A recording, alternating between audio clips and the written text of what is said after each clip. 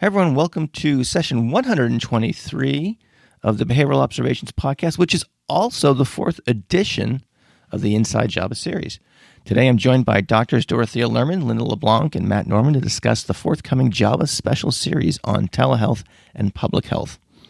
Linda and Matt are no strangers to this podcast, but this is Dorothy Lerman's first time on the show, so by way of introduction, she is currently professor of behavior analysis at the University of Houston Clear Lake, where she directs a master's program in behavior analysis and serves as director of the UHCL Center for Autism and Developmental Disabilities.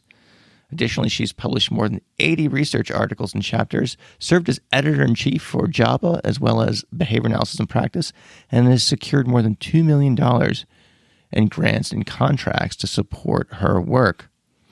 All right, so in this episode, we discuss the motivation behind commissioning this special series, what exactly a special series is, and how it's different than a special issue or special section of JABA. We talk about the previous work in these two overlapping areas that's been published in past editions of JABA, and we talk about some of the topics that have been submitted for this special series, research questions for future work, and much, much more. And while I believe this entire episode has value, the second half of the conversation, the part where we talk about what we do and don't yet know about telehealth, probably has the most direct relevance to practitioners right now. That's not to take away the importance of applying behavior analytic principles towards things like obesity, proper infant positioning, and the like, but nearly all behavior analysts have had to transition to remote work in some shape or form. So to that end, I hope you find that second portion of the show particularly informative. As always, these Inside JABA Series podcasts have no commercials other than to say that if you find this information helpful and you want to earn CEUs for listening to this show, then head over to behavioralobservations.com/get-CEs and follow the prompts from there. There are a number of CEs available, and there are discounts for multiple purchases and so on and so forth. So again, just go to behavioralobservations.com/get-CEUs. And I should also note that 50% of all proceeds from all the Inside JABA Series podcasts go towards supporting the Society for the Experimental Analysis of Behavior. So once again, you can find that information and much, much more over at behavioralobservations.com. All right, so I think that's it for opening remarks. So without any further delay, let's get to the fourth edition of the Inside JABA Series.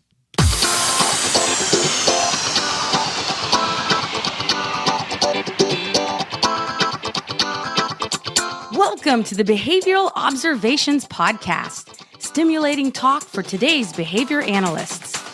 Now here's your host, Matt Sikoria. All right, everyone, welcome to the Inside JABA Series number 4. I think I got this number right. I think the last time I called Inside Series 3-4, but I think I've got the number right this time. I've managed to succeed in learning how to count, at least that far. So welcome, everyone. I've got with me here Dr. Linda LeBlanc, Matt Norman, and Dorothea Lerman. Thank you, everyone, for joining me today.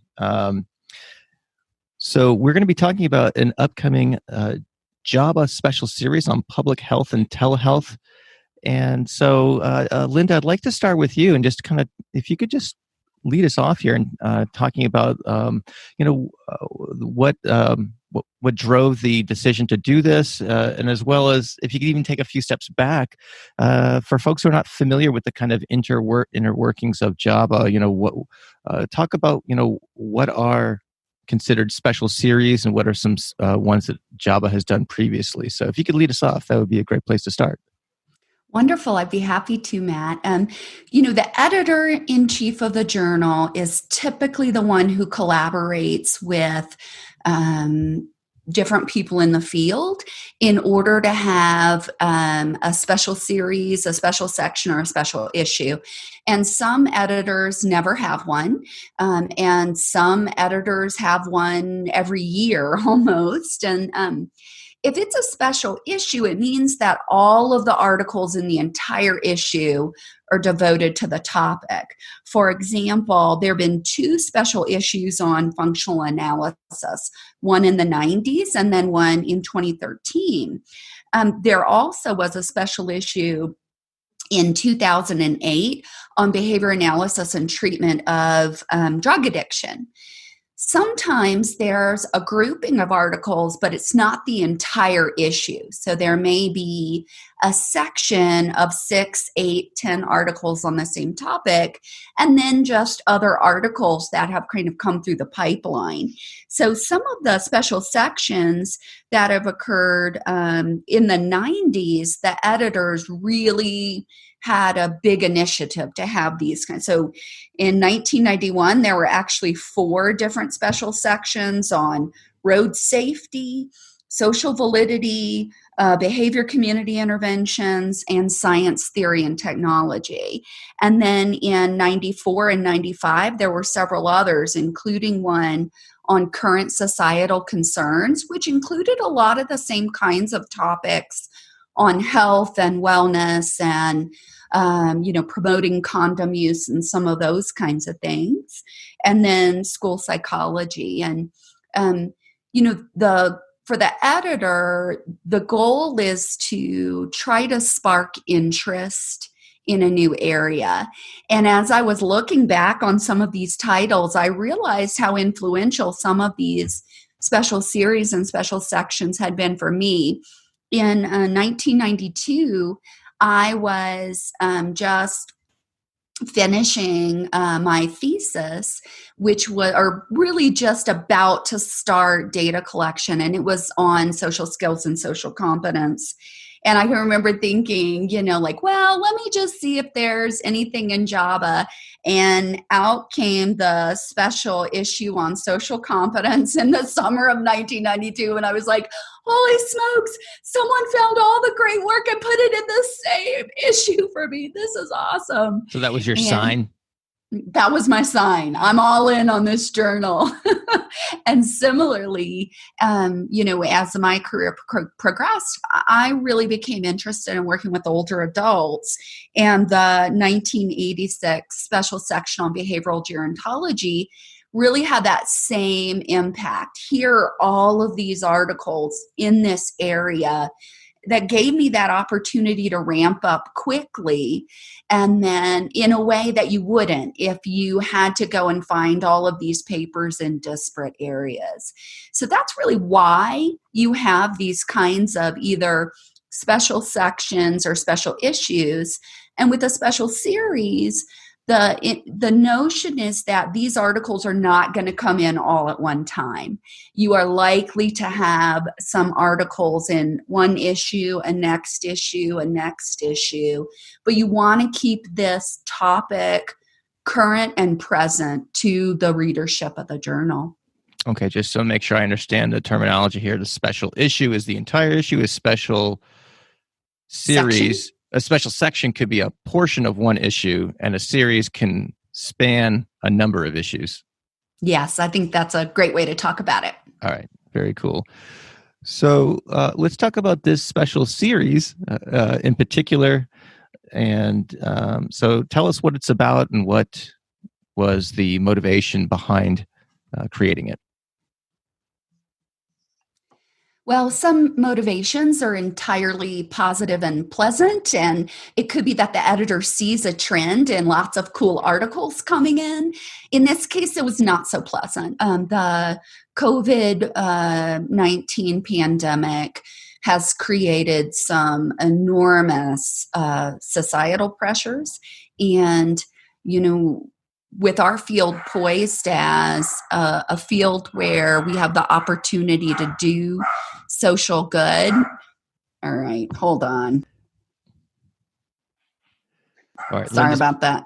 Hey, this is a dog-friendly podcast, and my dog has certainly graced the airways before, so no worries, Linda. And if I've learned anything about my audience, I know they're very tolerant of audio imperfections. So let's go ahead, unmute yourself. Let's just continue right away, and we'll just keep this in. We'll keep this we'll keep it real, as the kids say. So awesome. Let's keep it real. That was my Maltipoo Aspen, cutest dog on the planet, even when she's barking. This is real life, people. This is like, this is related to the issue, right? right? Because we're all Because in real life, quarantine. we're having a pandemic. Normally the dog would not be around for this kind of thing. But I think life is different. I think we have really important health concerns. And those health concerns are at this point primarily going to be ameliorated through human behavior. We have no vaccine and we have no treatment. We only have our own behavior. And clearly the U.S. is struggling with some of that behavior right now. And at the same time, I'm connected to a huge community of providers of ABA services who found themselves in a position to very suddenly need to transition to delivering and supporting those services through telehealth. The good news is that we already had a significant knowledge base that could be brought to bear for both of those issues. And we feel like, in our discussions, Matt, Dorothy, and I felt like, let's try to use this opportunity. It is a crisis opportunity, but an opportunity nonetheless to lay out what we already know for those who might not be familiar with that literature, and to support development of new literature that will help us have a greater understanding of how we can best increase health and increase access to services, because this is not likely to go away quickly. All right, Linda. So as you say, public health and telemedicine are some of the topics in this special series. They're not new topics to JABA. And so what I'd like to do is maybe take these two issues somewhat separately, even though there's some overlap in the context in which we're discussing it. But let's just start with public health. So can you guys talk about some examples of papers that have appeared in JABA in this area? And I know this is an interest that, piques the interest of many listeners. So if there are also some go-to researchers or labs that people can follow, feel free to mention those as well. So I'll take that. Interestingly, public health as a field is a broad field. There's a lot captured by the term public health. It's a wide and it really is. So it's true that in many cases, public health is focused on sort of physical illness and injury, but really it is broader. And when you especially take the broader approach, you see that a lot of what we do all of the time can be considered public health. The issues that behavior analysts really do tackle are public health issues. And that's important, I think, for us to understand that we've really been doing this research for a long time, even though we might not think about it in those terms. But if you focus on things that are classically public health issues, we've been there too. And so the first thing that jumps to mind is overweight and obesity. Some of the absolute earliest applied behavior analysis was on those problems. So if you go back to the 1960s, Charlie Furster wrote what was mostly a conceptual article about factors related to overeating. And a couple of years later, that led to arguably the first application by Stewart in behavior analysis to treating problems of weight. And that paper has served as the foundation for pretty literally every behavioral intervention for overweight and obesity that has followed. So that's a long, long history. Even in the early days of JABA, you saw articles on weight management, exercise, things of that sort. So those are all public health issues. Obviously, we have a long-standing research line on drug abuse, treatment for drug abuse. That's a huge public health issue. So we've been there. I think where it doesn't always appear that it's public health is that typically in public health, the scale is different.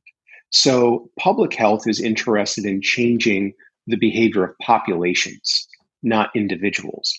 But I think where we fit in here is that we have a long history of intervention showing very clear functional relations at the individual level. And ultimately, individuals have to change to get the population level effects. So I think that's where we really play into this. public health people might not look at a 6-subject study getting folks to increase their physical activity as clearly public health, but it really is. It's just a matter of scaling that up. Do you think that's an area where behavior analysis needs to conduct its research differently, at the very least, for the standpoint of dissemination? I know I'm asking you particularly, Matt, because you wrote that paper. I think it's something like psychologists can learn more by studying fewer people or something like that. I'm butchering the title, right? And so if memory serves, that was an article talking about talking up the aspects of single case design, certainly. So what would you say to someone who says, well, if we took these behavioral interventions and did some randomized control trial with a large N, blah, blah, blah, blah, would you see that as helpful to more broadly shine the light on what we have to offer? So I'm primed to talk about this. I'm glad you asked the question, right? We did not plan this, folks, by the way. This is good. So here's what I would start by saying is our field is not an organism per se, right? So I don't think any people have to do anything. And I'm responding, there was a panel at ABAI this year with Alan Kasdan, and there was a lot of interesting material discussed. But from the panel and some of the other talks at the conference, I kept getting this message that we need to do this differently. We need to be different. We don't need to be different. Everybody needs to do what they do. We need variability, right? Behavioral variability, then there are things that can be selected. But that doesn't mean everybody has to do X. So when you say, do we need to do more RCTs? That depends on who you are and what your goals are. So I think we can make very important contributions by continuing to do single case research. That doesn't mean that's all we should do, but I think it does have an important role to play. I'm biased. I would think it has the most important role to play, actually. So, for example, public health is interested in prevention primarily. They are less involved in treating problems that have developed. That does come up, but they would rather prevent problems. What public health does is identify those broad behavioral factors often that are preventative, that you can actually stop things from developing if people just do this instead of this. Our research then can become prevention research because we focus on changing the probability of those behaviors. We can do it in advance of those other problems developing. And so for us, it's in a way treatment research because we're taking a baseline and trying to change that. But in the broad scope of public health, it's prevention research because we're getting the behavior to occur that public health has identified as important to prevent problem behaviors. I think single case designs are important at that level because we need to see what actually produces changes and what kind of changes for each individual. Because again, the population effects come from many individuals changing, right? So we have to know how to do that. Let me just push back on that slightly here and just talk about your research and getting kids in school to be more active. I know that's something we've talked about when you were on the podcast a couple of years ago. And let's say that you did several studies demonstrating clear functional relations in a single case manner, right? But that literature was not kind of making it, is not visible to public health. I'm using public health as if that's an entity or an organism too. So I'm making the same kind of logical mistake that you outlined in terms of the field of behavior analysis. But just bear with me just assume it's a monolith that for a second there. So do you think there's value in doing something on a more, again, I'm just using a randomized control trial as an example, a control and experimental group, something that, lay people are more likely to understand, that may have a better ability to be seen by other professions and be understood, more importantly, by other professions? Would you see value in doing something like that? So say the good behavior game for physical activity for kids at recess. You've done a lot of the work showing these relationships. between the independent and dependent variable in a single case design. At a certain point, would you feel that it would be helpful to help communicate the findings better, or maybe show effects on a population basis using something like that? Well, there's no doubt. What my point was that it's not that we all need to do that.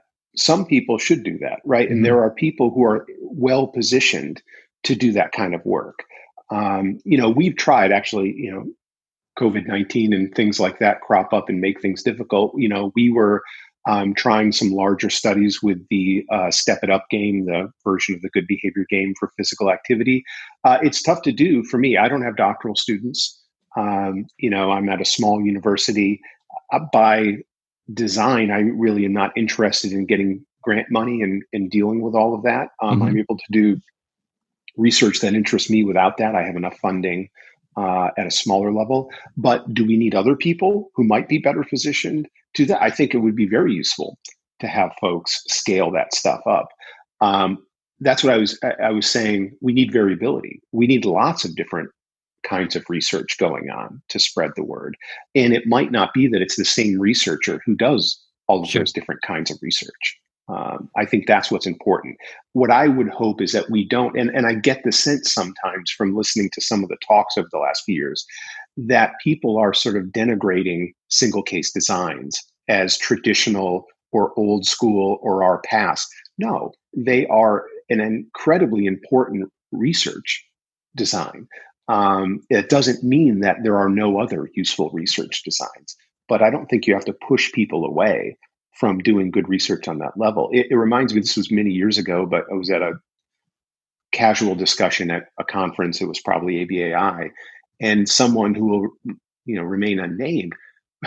So Brian Owada was not there, but they were using that line of research as an example and saying, we really need, people like that getting out of developmental disabilities and doing other research. And many of the people there, the response was sort of like, why would someone like Brian Owada or anybody else, why should they leave their line of research and do something else? That's their line of research. Yes, we need more of everything, right? But that doesn't mean you need to go do something else to make that happen. Well, I think that's my point. And one thing that I think people will find surprising is that a lot of this early public health stuff on getting people to have better dental care for their children was done by Brian Owada. So, of course, people have the absolute right to choose their own reinforcers. That's kind of part of what our science is predicated on. But I do think that as a journal, JABA can be receptive to some of that behavioral variability from a researcher perspective. And I do think that, when you think about the role of single subject design, that JABA will always be a home for those great studies. But I would point people to Hagopian's paper in the last issue of JABA on the integration of single subject designs with larger N analyses, either doing retrospective or prospective control consecutive case series designs. And I think what those kinds of methodologies where you start to look at a larger number of cases, whether it worked or not, is it starts to tell you how often and the conditions under which a treatment or a prevention effort work. And I think that there is a lot of value to that. The question isn't always, does it work? Why does it work? Sometimes the question is, how often and for whom does it work? And so designing, making use of a research design that's well suited to a variety of different really meaningful questions, that's JABA is all about that, and it will continue to be all about that. And I think people need to know that JABA can be receptive to different methodologies. I've published group design stuff in JABA. It's still got to be high quality because we're still going to be JABA, but it's really about understanding that link between the experimental question and the design features that allow you to answer that question with some rigor. I would love to see studies submitted to JABA that really capture intervention and prevention efforts at scale. And not every researcher has to do that, but I would absolutely welcome those articles to come to our journal. I think that when we do take things to scale, we often find out some of the reasons why people might not actually use the clever ideas that we've published at Single Subject Design. We find out that it's perhaps harder in a group setting or harder at a community level. And I think that that needs to help us evolve what we do and how we choose to do it. So I think it's definitely a perfect time to be doing that kind of work. And some of it may be retrospective. Here's what happened during COVID. Let's take advantage of the fact that those data were generated.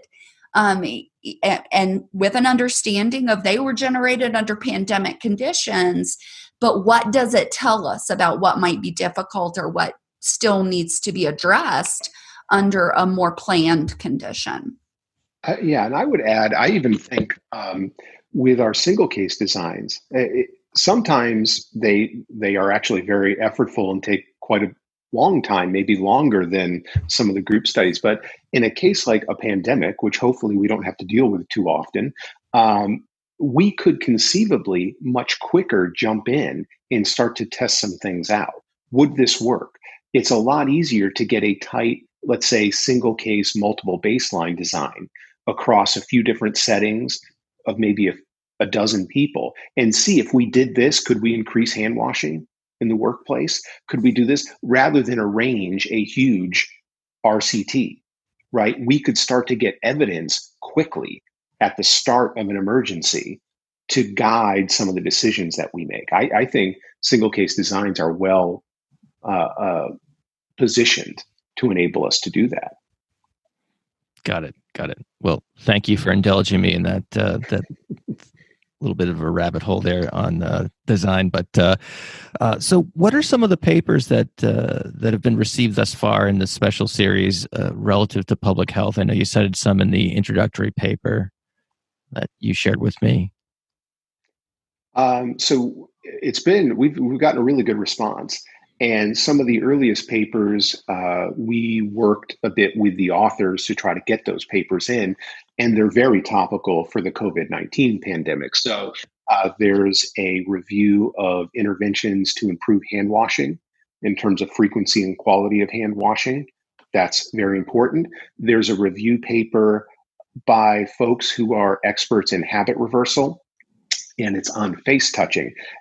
The research that exists is not necessarily on reducing face touching of the kind we're interested in right now, but the research has a lot to say about what we would do to reduce face touching for these kinds of health purposes. So those are squarely COVID-19 kinds of issues, and I'm looking forward to see those out because I think they have very useful recommendations that people can use right now with the situations they're dealing with. That article on habit reversal for face touching includes it's a table, but we've formatted it more as a handout that could actually be distributed in doctor's offices or public settings that walks you through the steps of employing habit reversal to prevent your own face touching. So we've got to try to be useful for people. Yeah.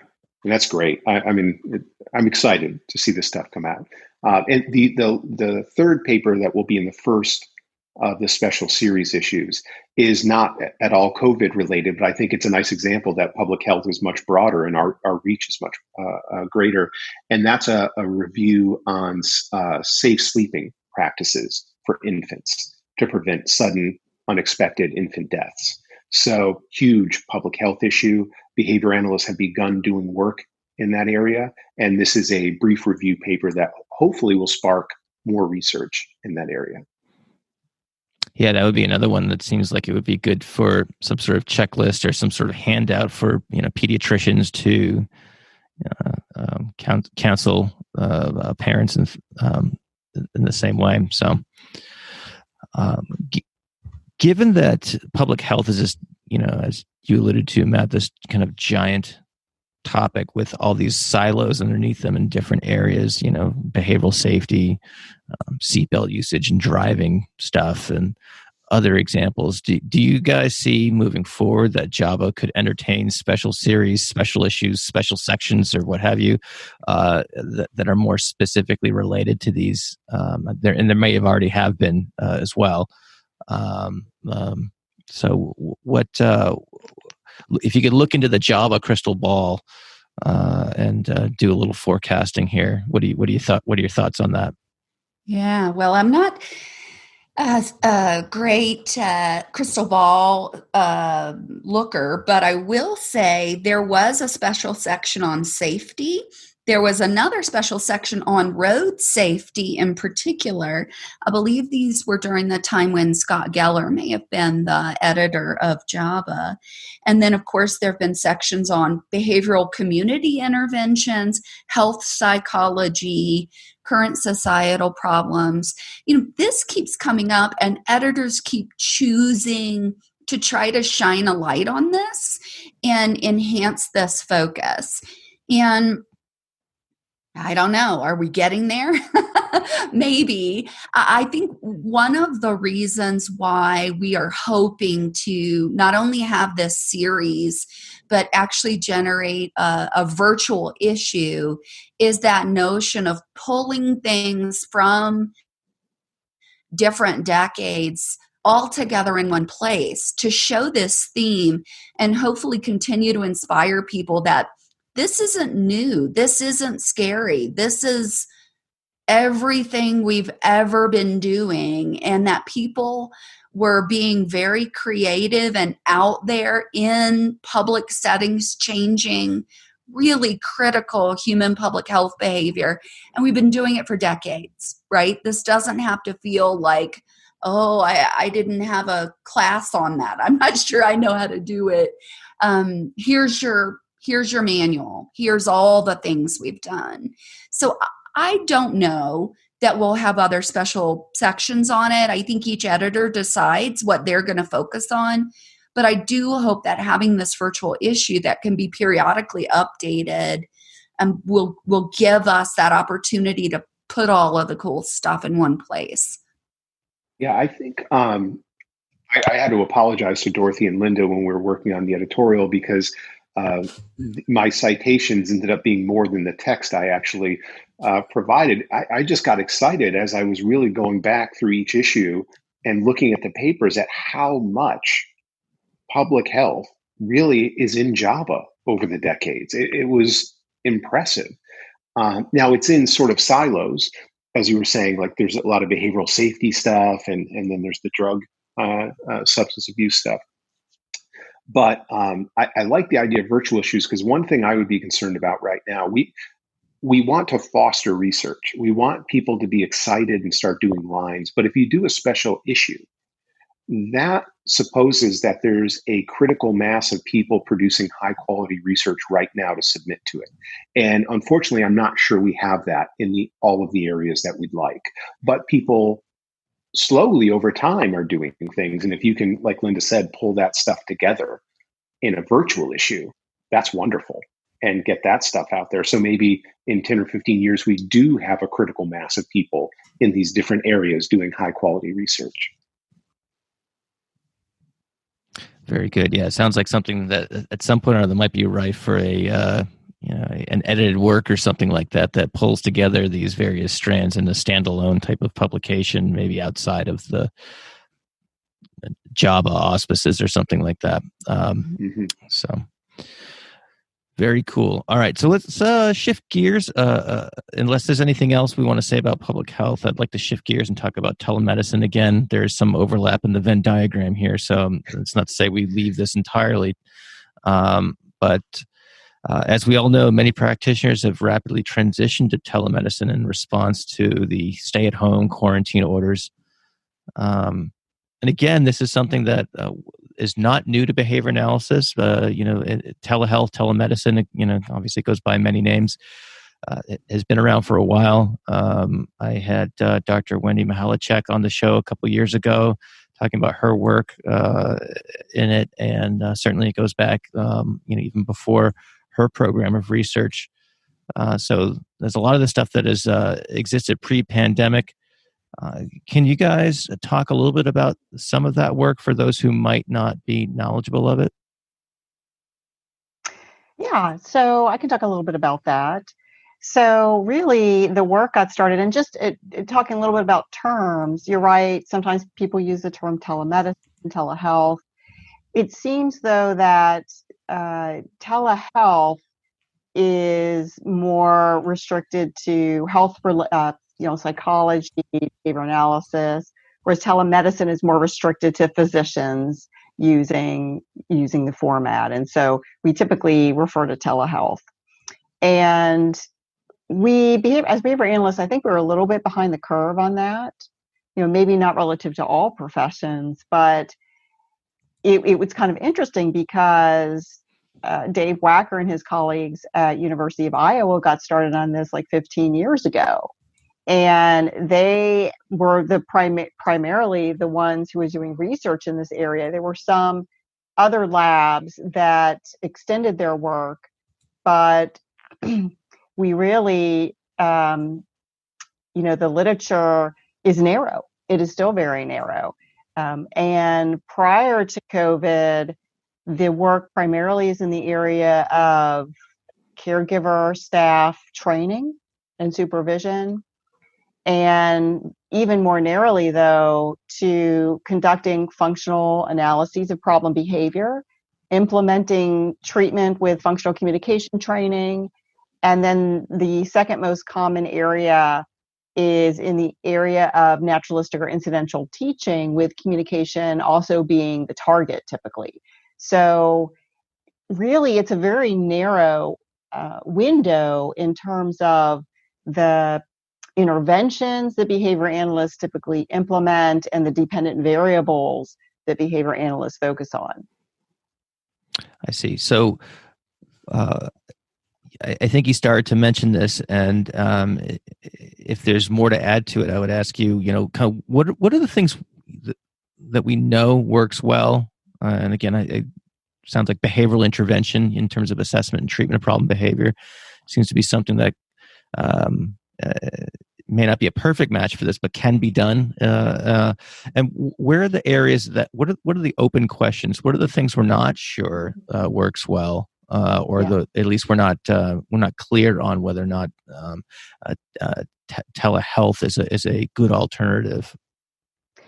Well, when COVID happened, I felt very comfortable telling people that they could do coaching of caregivers through almost any type of intervention that we implement. And I'll tell you why.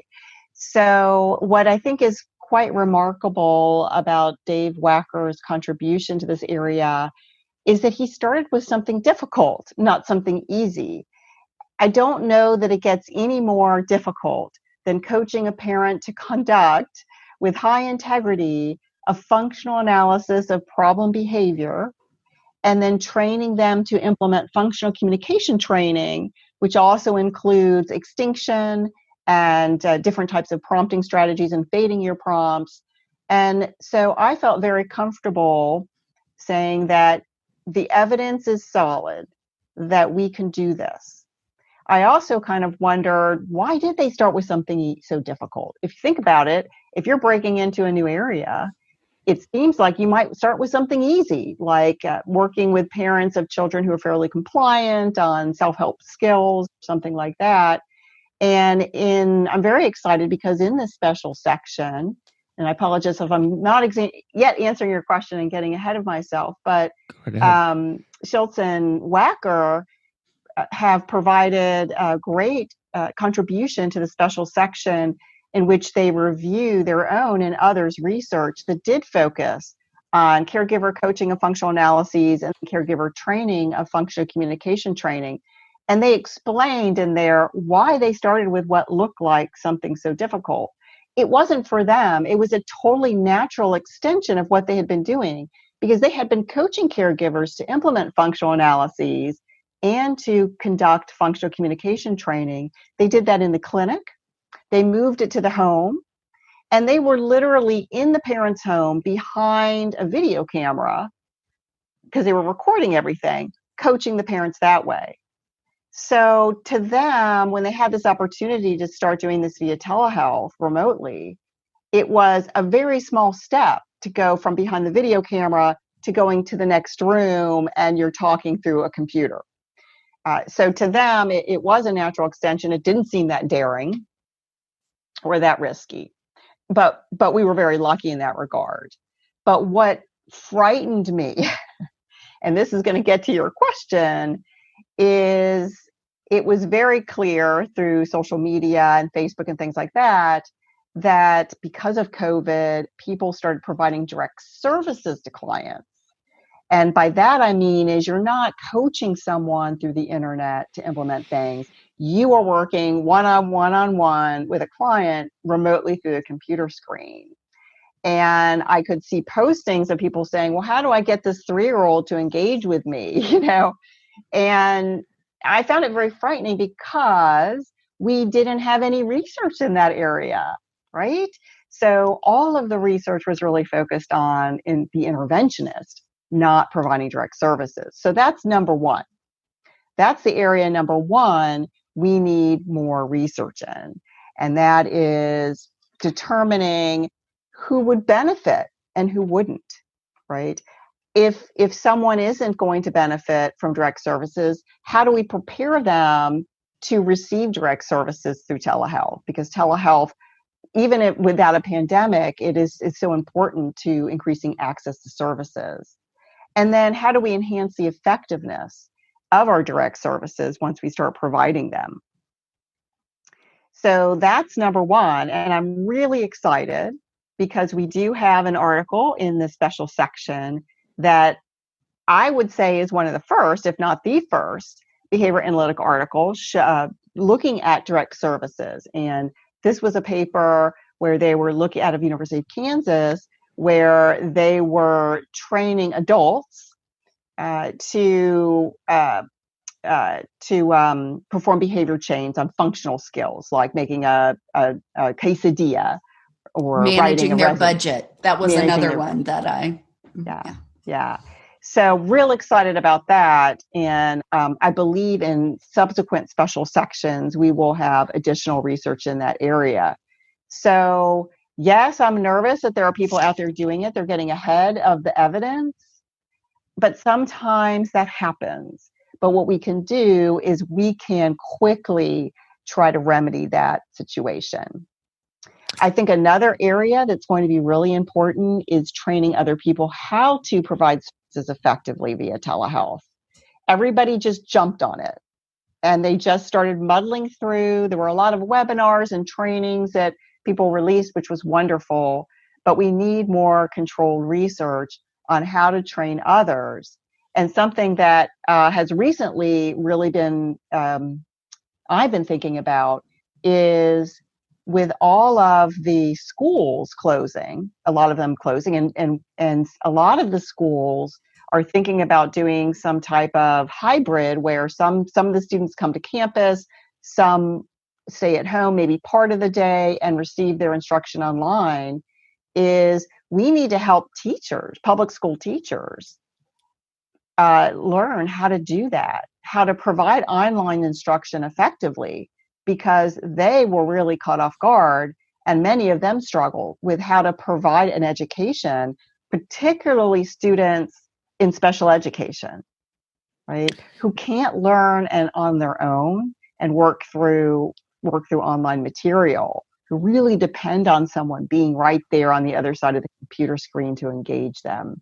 Yeah, so I think that's a really important area too. It's such a huge area, and there's so many kids that I work. Man, my day job is consulting to public schools, and there's so many kids that I've provided services to that have, this whole pandemic has just been a very unproductive time for them. I could probably choose different words to describe that, but I'll keep it family friendly here. But it's just been really, really tough, and I couldn't agree more that there's more research required in that area to help those learners get more out of that experience.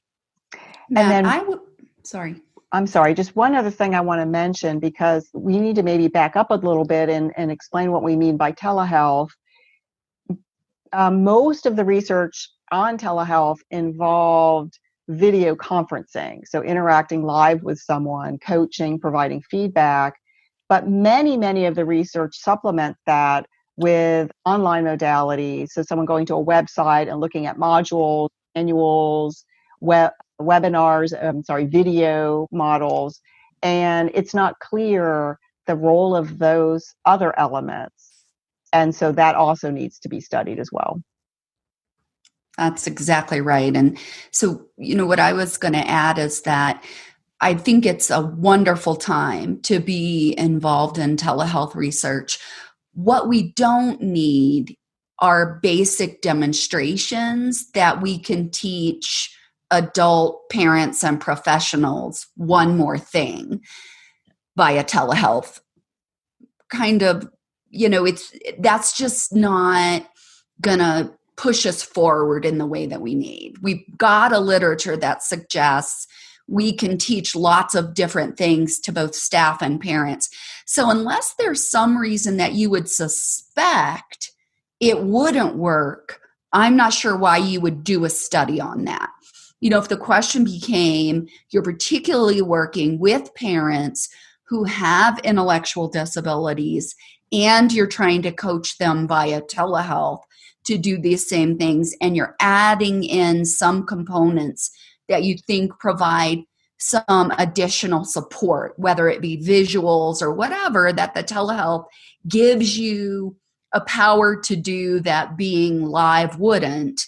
Okay, that's interesting, that's valuable, but this really is not the right time to be. We can also do this skill via telehealth, unless what you're actually doing is remotely teaching the individual who needs to learn, not just the parent who's clearly a capable learner, but the individual with autism or what have you. And if someone is going to continue that line of research, be aware that there are, during this pandemic, a task force for the Council of Autism Service Providers issued practice parameters that provided guidance on these are the various types of telehealth and what you might do. And if you're going to consider direct treatment via telehealth, you need to carefully consider whether prerequisites are there. Now, here's the thing. We came up with the best list of prerequisites that we thought was viable, given that there wasn't extensive research on it.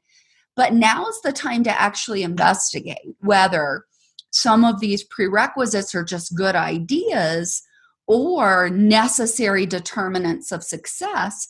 And then how can we teach these prerequisites if children don't have them, but they're going to be in a situation where this is their only option? So that kind of pre-teaching of some of these prerequisites, even if children are now moving back into getting direct services, we don't know that when the fall hits, we won't have the same interruption.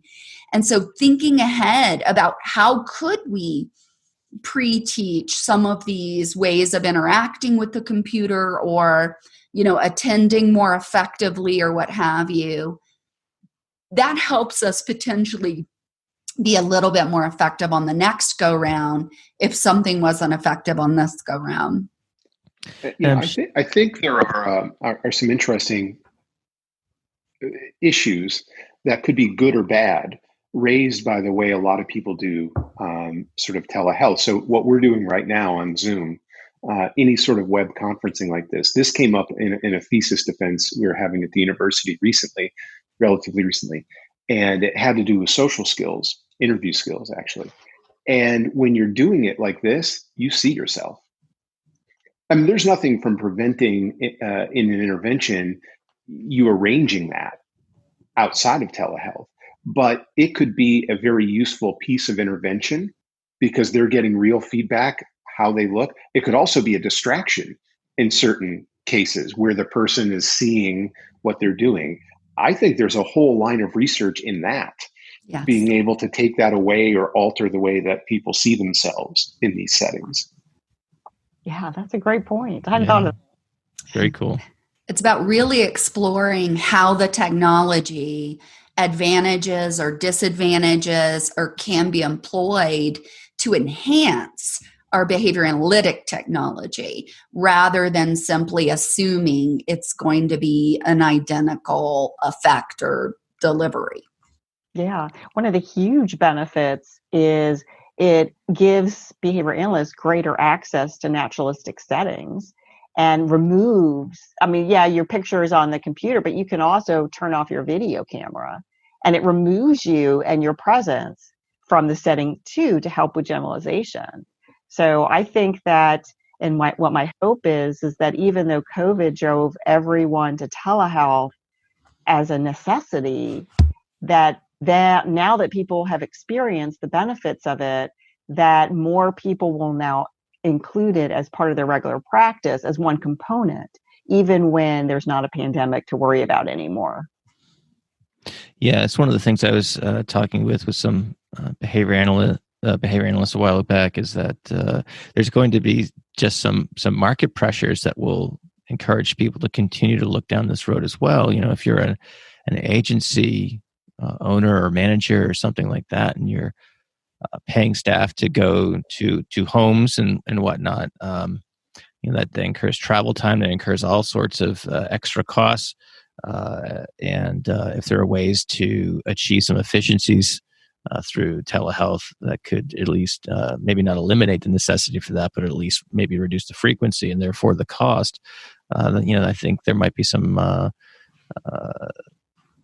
motivation to look at this in more detail down the road. So it's another thing that kind of came to mind. Also, just the way in which we as clinicians tend to travel a lot too, and so I for a while there, I was putting about 25 to 30,000 miles a year on my car, just traveling all across New England, to various schools and things like that, and so. Well, it's a good thing people spend time in their cars because they can listen to your podcast and learn about JABA. But look at that. love the callback. Yeah. I worry about our field when so many of our practitioners lose hours a day in their car. It's not just a financial cost perspective. It's the toll it takes on you of alone time, of unproductive time, of, just kind of having to constantly be in traffic. And I think if there are ways that if we can know that the quality is the same or perhaps even better, my thought has always been, I would much rather have 30 minutes of contact per day with the team providing services to a child than 2 hours once per day. It's just that if you're going to lose 2 hours with an hour of travel on each end, you can't serve your clients by doing the more frequent contact. If telehealth gives you the opportunity to do that, and we know that, or we come to know that spaced out supervision is more effective than a single bunched kind of supervision session, then I think we have to find a way to make that data compelling, whether it be to funders, to organizations. I just think that we need people actually doing that research and not just assuming it sounds like it will be better. Intuitively, it feels like it will be better. We need data to support that it's equal to or better, or that it's not equal to, that we really do lose something in the translation and that we need to be careful about that. Yeah, that's a great point. We're getting close to wrapping up here. I want to finish with a question, and some of it we've already kind of answered in part just by kind of brainstorming about research questions that are still kind of outstanding. But this being a special series and papers being accepted on an ongoing basis, you're going to continue to get submissions from authors. Do you have any advice for practitioners who are interested in doing research? And I'm speaking to the folks who are, working in agencies, running agencies, things like that, not necessarily, full-time faculty members with labs and things like that. I know a lot of the questions we were just kind of brainstorming about are indeed in that area. As you're looking to get more papers, both in telehealth and obviously in public health, what advice would you give to someone who's interested in submitting something to JABA, but who doesn't do research as a full-time gig? Well, one advice that I could give, and then I'll turn it over to my colleagues, is a clinician. You mentioned a clinician that maybe doesn't typically do a lot of research. Chances are, because of the pandemic, they are doing a lot of telehealth work, and chances are they're doing something that has not been researched. And so, for example, I have some colleagues here in town, and they, at the time of the pandemic, they had a social skills group with teens going on in person, and they switched that to an online format. Well, that it perfectly lend itself to some research on how to do that effectively, and some other things like that. And so I would say that's one area. One piece of advice is take what you're already doing and look to see, first of all, you should know before you ever start what the evidence is for that. But then look for what the gaps in the literature show you, and systematically evaluate, just in a little bit of a more controlled manner, what you're already doing clinically. And I would add to that, I left the academy 8 years ago, and for the last 3 or 4 years, I was in an environment where I was primarily training master's level practitioners and did not have a research component to that program. And so I've always kind of considered myself one of those practical applied researchers, of just, I don't know. I've still been publishing in the last 10 years. Something interests me. I just want to find an answer. I want to figure it out. And sometimes it's about, what are we doing right now? And is there a better way to do it? I think curiosity and careful curiosity is available to anyone, anywhere. And, there have been times when I've had a lot of resources to support my research, and sometimes when I've had virtually none to support my research. I think curiosity drives the train. And I also think that it is, even with curiosity and good effort, it helps to have an experienced researcher to guide you through the process. And so, I was very fortunate to have publication monsters as my mentors. And I wouldn't have known how to be successful in submitting if these people had not, looked at my drafts of papers and said, no, you can't say it like that. It sounds like you mean this and you don't. You have to be clear about this. You have to tell them up front that you don't have this rather than that you forgot it. And so I think if you are out there as a practitioner doing some of this work, try to find someone that could at least mentor you through that write-up, through that submission, finding the right home. I will say this, I have been a part of the editorial process at multiple journals. I think science is cool. Obviously, currently, JABA's the coolest. But science is what's cool. And so it doesn't mean every paper will go to JABA. It's always a great place to start. And I think, but it can be hard to publish. And so finding someone who is an experienced researcher to coach you through that makes it a better experience and usually makes it a better paper. And sort of building on that, I want to preface what I'm going to say by what Linda just said is important. There are a lot of things that go into research. So what I'm going to say doesn't mean you can just jump in and get great things done. There's a lot to consider. There's even a lot of ethical issues pertaining to research in practice. Interestingly, I think it's very relevant right now, those issues, because of what might happen during the COVID-19. I was working on a paper, and even though it's very relevant now, I actually have not been able to work on it because of the COVID-19 mess. I've had to do other things, so hopefully I'll get back to it. But this is sort of a fresh topic for me. But in the COVID-19 situation, I'm thinking the practitioner has some tools at their disposal if they can get things together and approved and permission to do these things. The first is they're probably trying out a lot of new things. And research questions, they might be for JABA, but they might just be for your own practice. We can use our research designs to evaluate how we're doing with the services we deliver. So the multiple baseline is a powerful thing. If you're trying something new, why would you roll it out to everybody at once and then wait to see the problems crop up? Why wouldn't you start with one or a few people, see how it goes, and if it's going well, do it with the next few people, and then the next few people? That's a nice multiple baseline design, and it serves many purposes. If you're doing telehealth, if you have permissions, you can record those sessions quite easily.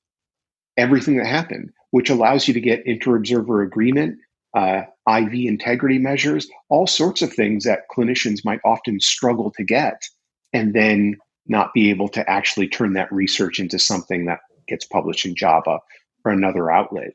So I would say that generally speaking, you might have a lot of tools right now and a lot of good reasons to use those tools that include getting research done, but aren't only about getting research done.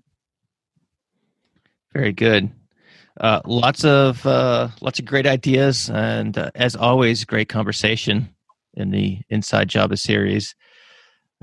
Dorothy and Matt, thanks for joining us for one of these sessions, and Linda, it's good to have you back on the series. So thanks so much, folks, and we'll see you in Inside JABA number 5.